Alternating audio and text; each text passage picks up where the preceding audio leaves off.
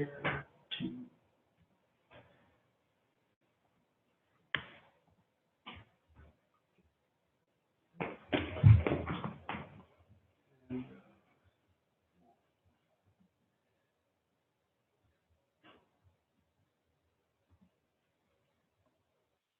Okay. Okay. Hopefully everyone can see the slides.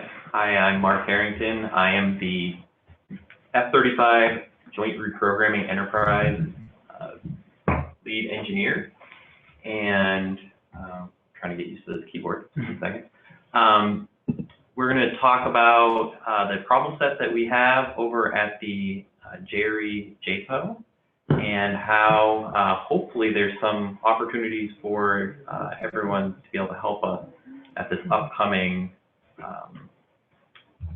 pitch day event that we're going to be coming up to. Okay. Okay. So the problem set that we have is we're building a product called a mission data file. It is a piece of software that goes on the aircraft that is outside of the normal aircraft software that you would think of. So this typically takes information sources from intelligence communities. It takes information from commercial vendors. It takes information from a number of different locations. It then makes it so that your aircraft is optimized to be able to, as quickly as possible, identify and combat identify the different threats or non-threats out in the environment. What is driving this is mainly the size, weight, and power problem that we have for all military equipment that needs to go out in the field. And that is so that we can make as small of a hardware footprint on the jet, then we're able to optimize the workload that they do so that they can quickly go through those different tasks I talked about earlier, being the combat identification. Okay, so right now we build these mission data files using a group of tools. These tools are anything from a Excel spreadsheet to a Visual Basic code to MATLAB scripts to C++ to all different types of pieces of software that is automating this build process. There's also, it has ingestion from the different Intel groups. It allows you to then do your optimization of your hardware through that sensor engineering piece. That's where the mission data files actually get built. And then also, in order to test that mission data file, there is a modeling and simulation component to model the RF environment, but also all the other sensors on the jet need to be stimulated in different manners. Once again, right now, we bring that into a hardware-in-the-loop lab where we test it against different scenarios that we put together using those modeling and simulation tools. And then the item under test being the mission data file. And then after that, we post it up onto a network for the end pilot or crew that's going to be building the mission load for the actual jet. That includes your mission planning and then also this mission data file to be able to download off the network.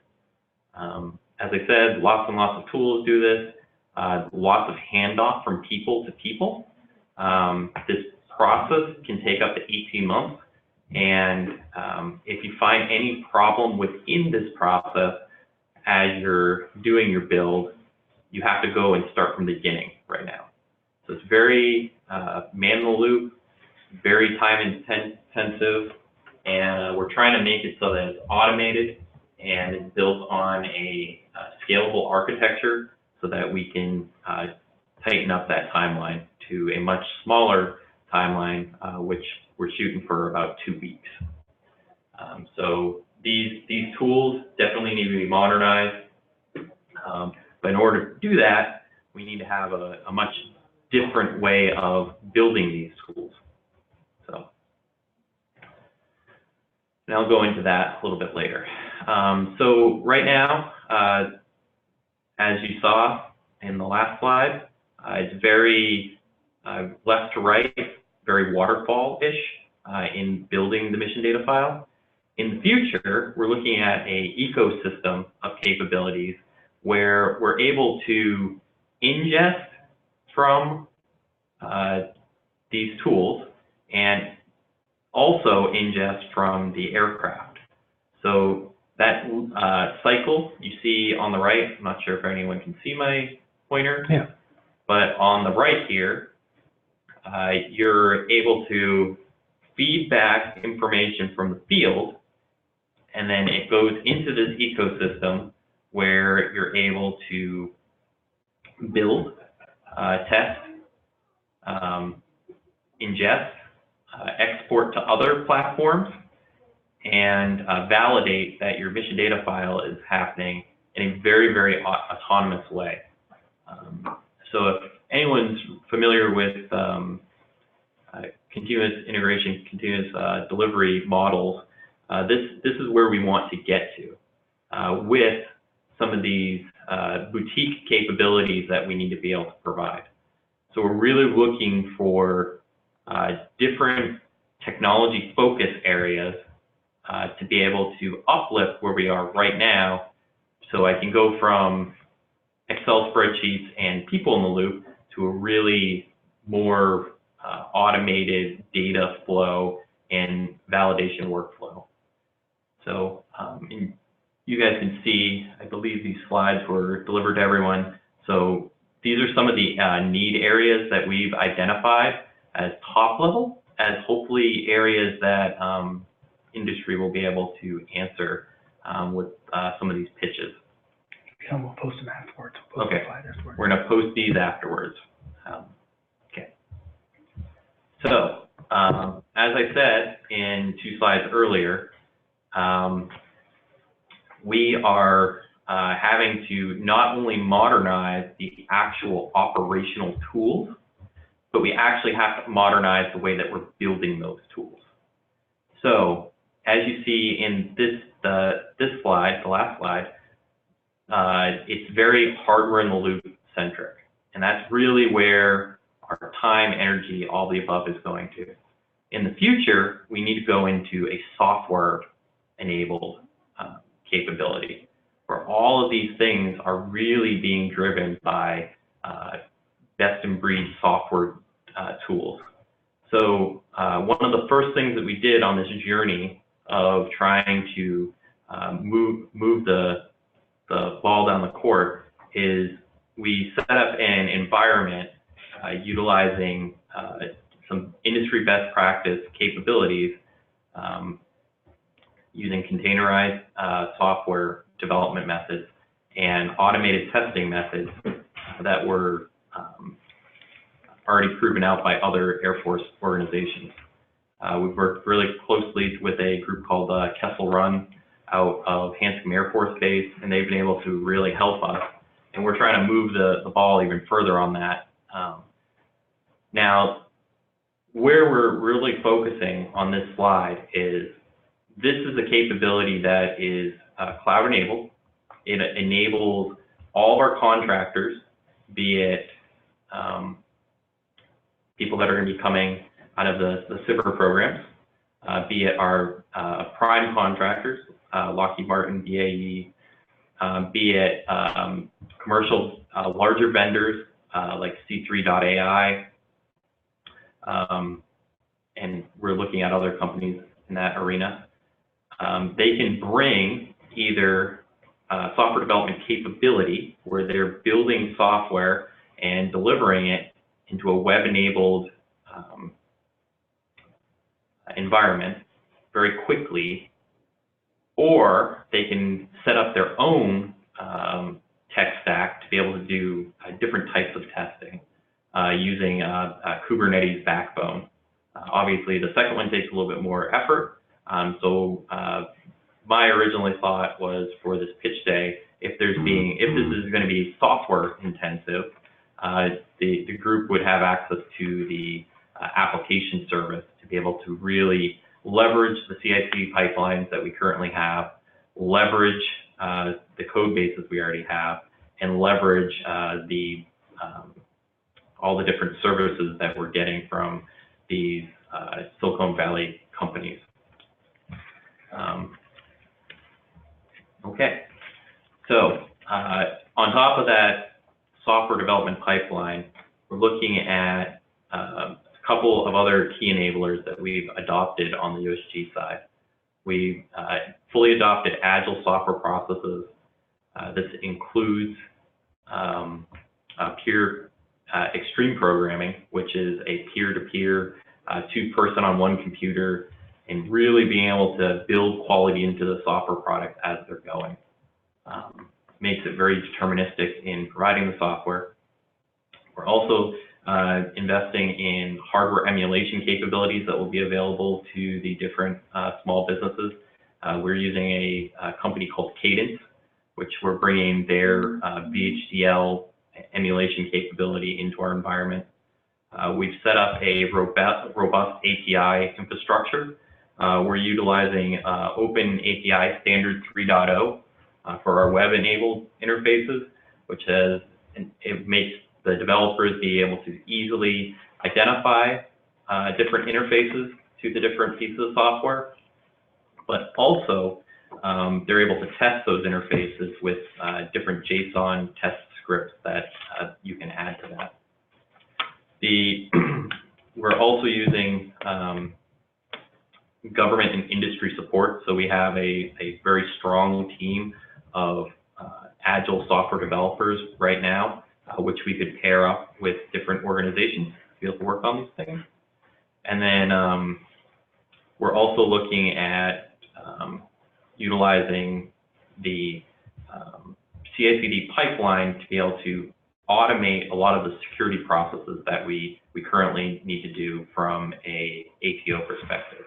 And then, as I said before, cloud native architecture is really where we're moving with this, and this enables the team to be able to quickly push these tools out to not only the individual labs, but to the entire organization to be able to enable that ecosystem that we had talked about earlier.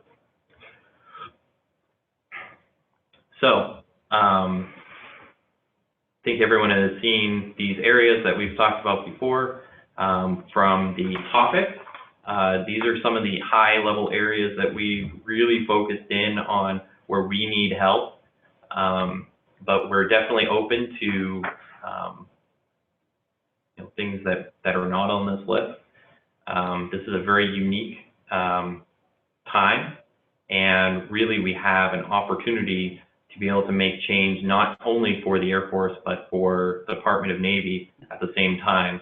And this is a unique situation that we're in, where we've now focused in on something that's been a problem for the last 20 years, and we can fix everything with one larger effort that's going on. So look forward to working with hopefully a number of you as we continue to scale out the team and bring in new and innovative ideas onto the team. And now I'm going to try to go through the questions if I can find them. Okay, no questions. Okay. Okay, so the first question is, will successful offers have access to F-35 software stakeholders or expected to find our own SMEs? Will data be provided during phase 1? We will have access to the entire F-35 enterprise of U.S. government, and we'll be able to bring in contractors as needed. We're really looking for not what we're doing right now. We're really looking for that forward-leaning capability where maybe there's a way to do something differently than we'd ever thought before.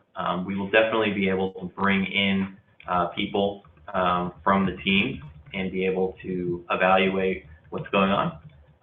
But we're really trying to change the paradigm so much that we really need to bring in that fresh view. Okay, so next question. How many anticipated awards from Pitch Day? So we are, the anticipated amount of awards is 20 right now. So hopefully that will, look forward to hopefully selecting you. Okay, for challenge number 8, are you looking for data encryption solutions that could be applied to the containerized development pipeline or the F-35 bus itself? So we're actually open to any ideas. We're not particularly looking for new encryption for the jet, but if there's something that's new and innovative, we would be more than happy to send it over to the right people. We're primarily looking for the containerized development and some new and innovative ways of thinking about cross-domain solutions, things like that. Those are really some of the key enablers that we're starting to see as we work through this process, as that could really show some dividends. Okay, next one. What is the difference between multi-source data fusion and integration versus integration of disparate data sources in the F-35 context? I wish I knew where you were referring to that. Hard to see without the context.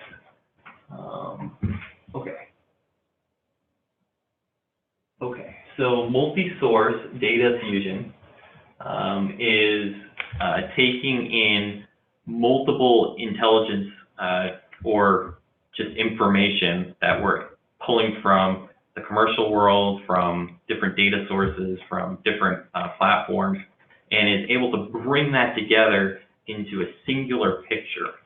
So if one data field says the wingspan of this 737 is 200 feet, but the other one says it's 199, we need to be able to build confidence in which one of those data sources would be a more correct answer. There's a lot of work being done right now in the commercial world that would have a lot of applicability to this. So that's really what we're looking for in that area. Integration of disparate sources is the actual pulling those different pieces and aggregating them into a larger grouping of a data lake. So you have different pieces of data that are now brought together to be able to do that fusion and that analysis of where things need to be racked and stacked. So it's really the before state of that data fusion capability. Hopefully that answers the question. Okay. What is the scope of the high fidelity modeling and simulation? So we're really looking for a modeling and simulation environment where you're able to artificially fly the aircraft through a scenario, and it receives all of the signals that it would normally. So the radar signatures that are coming across, the background noise that would be coming across, the IR signatures that are going to be going through the environment, the visual aspects of it. The idea is that the actual aircraft is going to think that it's in this this modeled and simulation environment is really doing things in the real world. From a detailed perspective, the actual operational flight programs wouldn't be something that we are worrying about. We'd be really worrying about on the other inputs to that operational flight program that we'd be really looking for. And then also, if there's anything from the hardware in the loop perspective that the team is able to come up with, that would be very, very, very helpful. Okay. Will there be examples of the types and variety of data files and sources provided? So, yes, we actually have a lot of environmental files from different structured, unstructured data sources that are currently up in our environment. So we'd be able to mock test the environment, the software that would be being created, this mock data that we put together. So hopefully that answers the question. Next one is this limited to mission data file only? It is, but we would be more than willing to, if there's different information that could become available, we would definitely take it and bring it to the appropriate group. It would just wouldn't be a part of the pitch day. It would be, you know, go under another one of our larger programs, which hopefully is. Okay. Next one is, what are the key factors being used to select the presenters for pitch day? So that's our down select criteria. We're being graded against team, commercialization, and technical. Okay. And I believe that's in the BAA. And that has been sent out, right? That's on the announcement, yeah. So it's on the announcement. So it's team, technical, and commercialization are the three areas that we're focusing in on. But it is part of the BAA. So if there are any other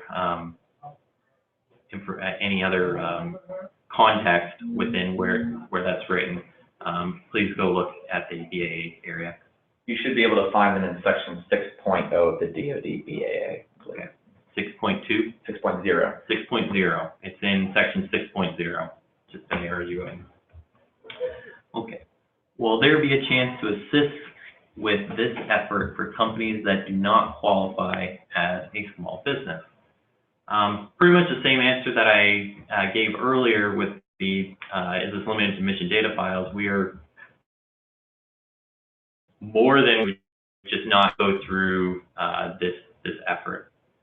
Where internet connection is unstable. I don't know what that means, but hopefully you guys can still see me.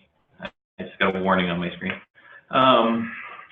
If you want to reach out to us, we are more than willing to bring your ideas over to the correct product teams, and we'll definitely help you guys along the way with that. Okay. Are the example data files available now, or will they only be available after an award pitch day?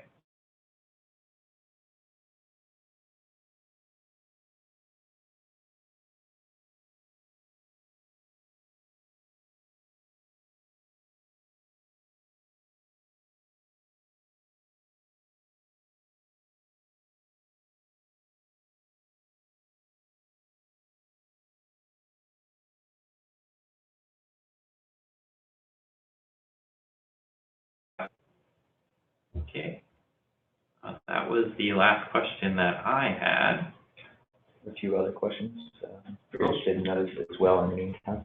Ooh, I got paper ones. Mm-hmm. Okay, we already answered one. Is the F-35 JPO in need of a 3D representation of emitters of the environment the fighter is flying in, or of itself? Yes, definitely. We are very interested in 3D modeling, being able to quickly identify a emitter and be able to see it visually helps not only our mission data file developers, but also has applicability to the end warfighter that needs to know how to use the mission data file. So their visualization of data, and especially the emitters, is a huge area that we would be interested in. Can you provide examples of automated data file deployment delivery and how they would be used? So that was the ecosystem that I had showed earlier, where there's scripting and automation between each one of those steps. So when a F-35 lands and has new data, it would automate all that process and then push out a brand new mission data file. And that's an area that we're really trying to see, how do you link all those different disparate pieces and at first move into this web-enabled interface with microservices that are doing a lot of these things, but then actually being able to glue that together where you're taking the people out of the loop on a lot of these steps and really automating and making it move faster. Okay. What analytics would you like mapping software to perform? What would be the ideal outcome of this?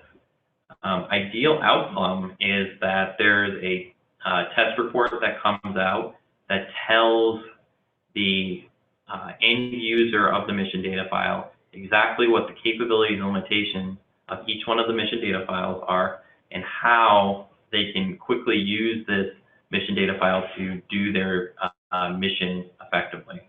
That's really the idea, is automate all that so that they can quickly identify where the changes were and how it actually drives what they're doing in the theater.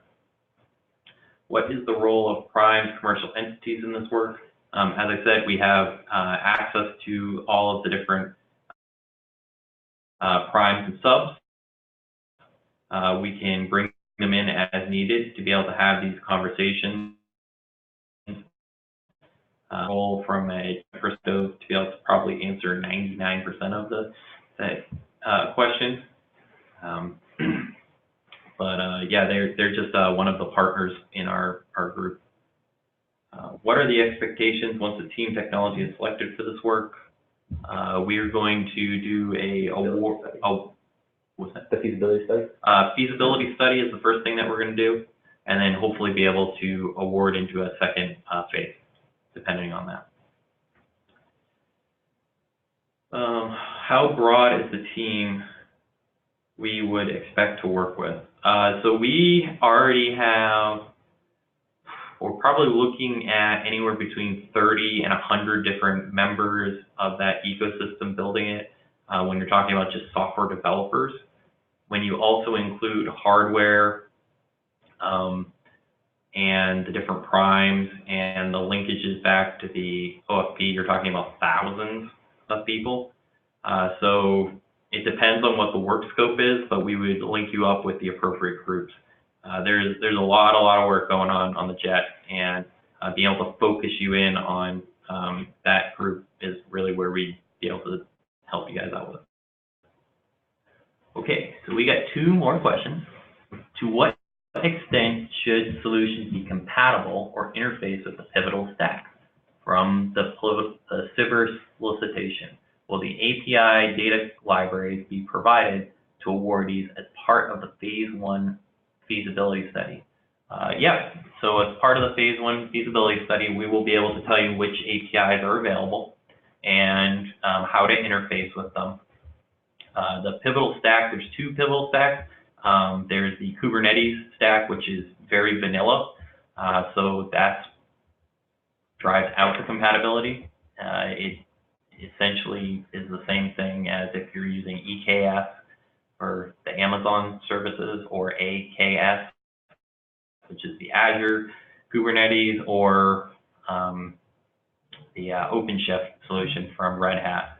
Those are the four that I know of right off the top of my head.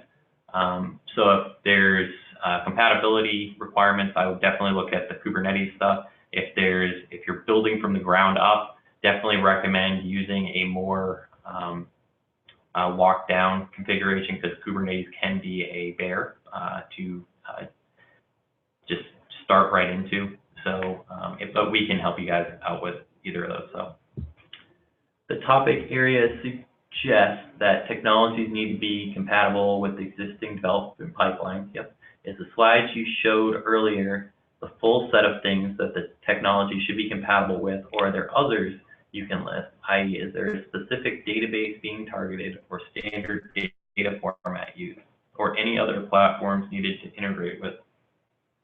So there is no standard data format, because we don't own the data sources.